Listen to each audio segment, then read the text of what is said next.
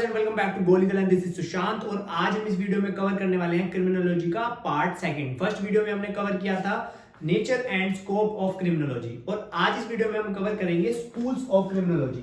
तो चलो शुरू करते हैं। जो सबसे पहला स्कूल है वो है प्री क्लासिकल स्कूल।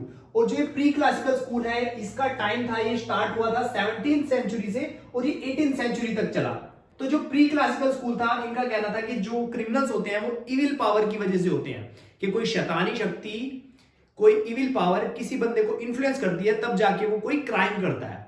और उस क्राइम को, उस क्रिमिनल को हम कैसे ठीक कर सकते हैं। तो अगर किसी क्रिमिनल को ठीक करना है according to pre classical school तो उस क्रिमिनल के साथ उसको टॉर्चर करना पड़ेगा। जब उसको हम टॉर्चर करेंगे तो उसको टॉर्चर करने से उससे इविल पावर हट जाएगी और जो क्रिमिनल है वो सुधर जाएगा। तो ये मानना था प्री क्लासिकल स्कूल का। तो जो प्री क्लासिकल स्कूल था इसके बाद आया क्लासिकल स्कूल। और ये जो क्लासिकल स्कूल था ये स्टार्ट हुआ 18th सेंचुरी में।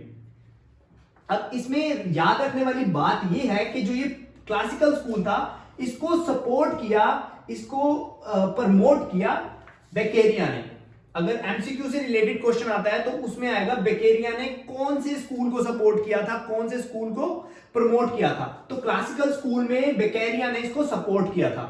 जैसे कि प्री क्लासिकल स्कूल का मानना था कि जो क्रिमिनल्स होते हैं वो इविल पावर की वजह से बनते हैं, कि उनके ऊपर इविल पावर है इस वजह से वो क्रिमिनल्स बन रहे हैं। पर जो क्लासिकल स्कूल है इनका मानना था कि कोई भी क्रिमिनल बनता है वो अपनी फ्री विल से बनता है, अपनी मर्जी से बनता है। मतलब किसी का मन कर रहा है कोई क्राइम करने का तभी वो कर रहा है, अपनी इच्छा से कर रहा है, कोई इसको इन्फ्लुएंस नहीं कर रहा। ये मानना था क्लासिकल स्कूल का।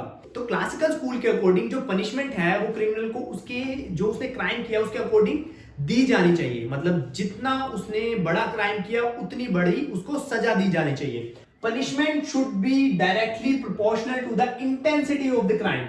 मतलब जितना बड़ा क्राइम होगा उतनी बड़ी उसको पनिशमेंट दी जाएगी। अब जो ये क्लासिकल स्कूल है ये फेल क्यों हो गया? ये क्लासिकल स्कूल फेल इस वजह से हो गया क्योंकि इसने कोई फर्स्ट टाइम ऑफेंडर या हैबिचुअल ऑफेंडर के बीच में कोई डिफरेंस फाइंड नहीं करा। कोई भी अगर क्राइम कर रहा है, चाहे वो पहली बार कर रहा है कोई बार बार कर रहा है, सबको एक ही कैटेगरी में काउंट कर लिया।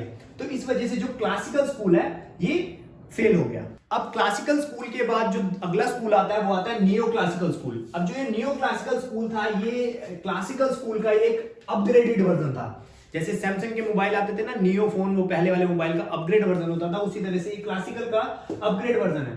तो जैसे कि क्लासिकल स्कूल में कहा था कोई भी क्रिमिनल क्राइम अपनी फ्री विल से करता है, पर उस स्कूल में ये नहीं देखा गया कि जो क्राइम हो रहा है वो किस सिचुएशन में हो रहा है। तो जो नियो क्लासिकल स्कूल है इसने फोकस किया कि कोई भी क्राइम हो रहा है उस टाइम क्या सिचुएशन है, फैक्ट्स क्या है, सर्कमस्टांस क्या है, और जो बंदा ऑफेंस कर रहा है, जो क्राइम कर रहा है उसका मेंटल स्टेट क्या है।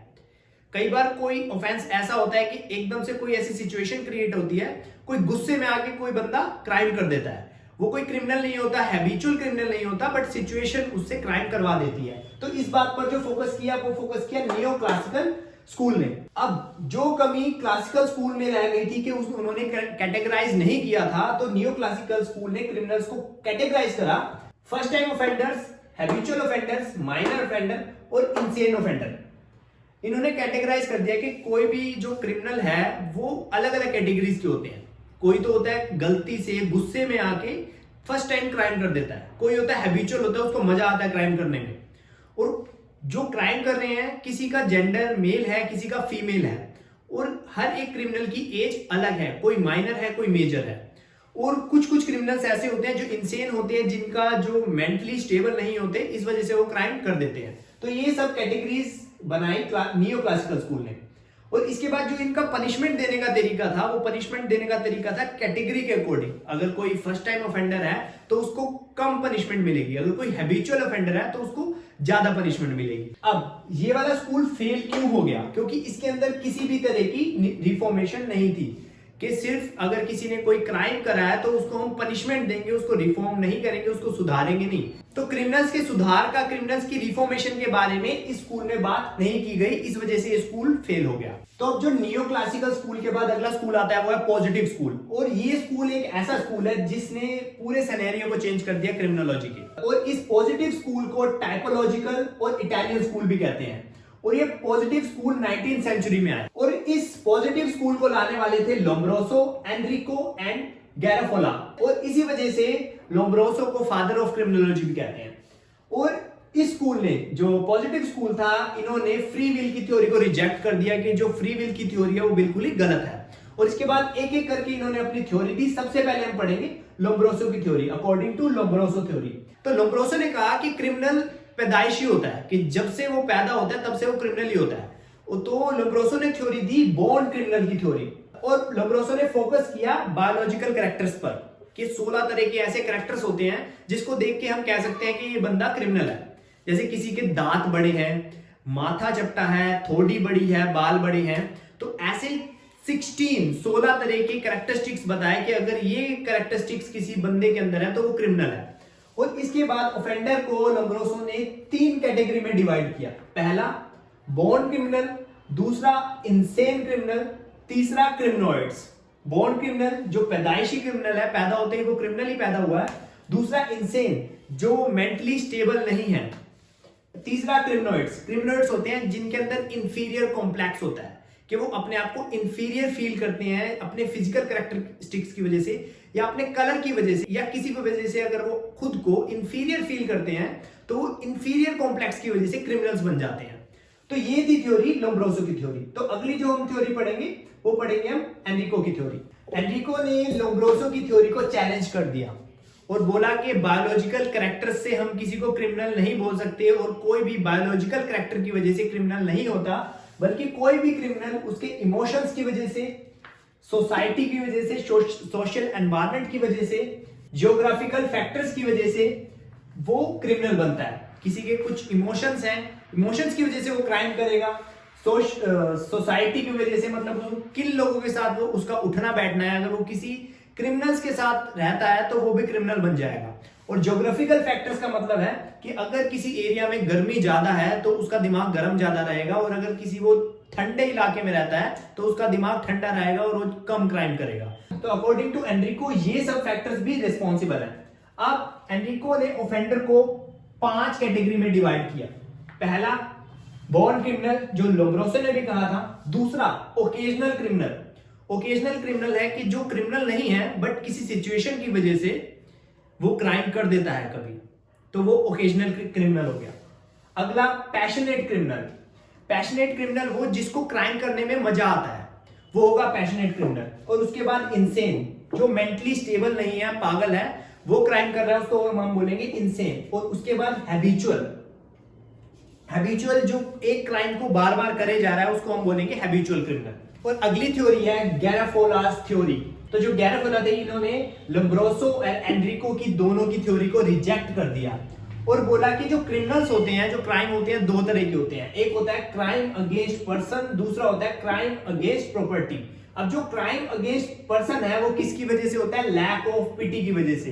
पिटी मतलब किसी के अंदर अगर दया भावना नहीं है तो वो क्राइम करेगा पर्सन्स के अगेंस्ट। दूसरा क्राइम अगेंस्ट प्रॉपर्टी, जो होता है लैक ऑफ प्रोबिटी की वजह से।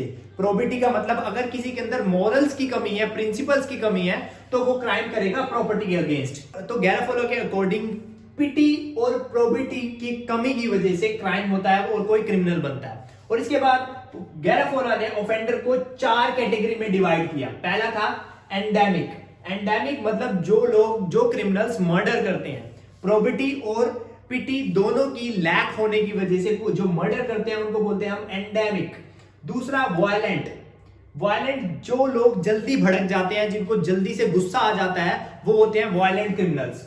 और उसके बाद क्रिमिनल्स जिनमें लैक ऑफ सेंटिमेंट्स होता है, जैसे कि थीव्स, जेब कतरे, कि किसी का अगर वो पैसा चोरी कर रहे हैं, कोई चीज चोरी कर रहे हैं, तो उनके अंदर सेंटिमेंट्स नहीं है कि वो किसी का पैसा चोरी कर रहे हैं तो वो उसको क्या फील होगा। तो जिसके अंदर लैक ऑफ सेंटिमेंट्स है वो थीव्स बनता है और वो इस तरह के क्राइम्स करता है। अगला हो गया लस्टफुल। लस्टफुल क्रिमिनल्स होते हैं जो लोग रेप करते हैं, जो सेक्सुअल ऑफेंस करते हैं, उनकी कैटेगरी है लस्टफुल क्रिमिनल्स में। तो अब पॉजिटिव स्कूल के बाद आता है सोशियोलॉजिकल स्कूल, और ये सोशियोलॉजिकल स्कूल आया है 20th सेंचुरी में।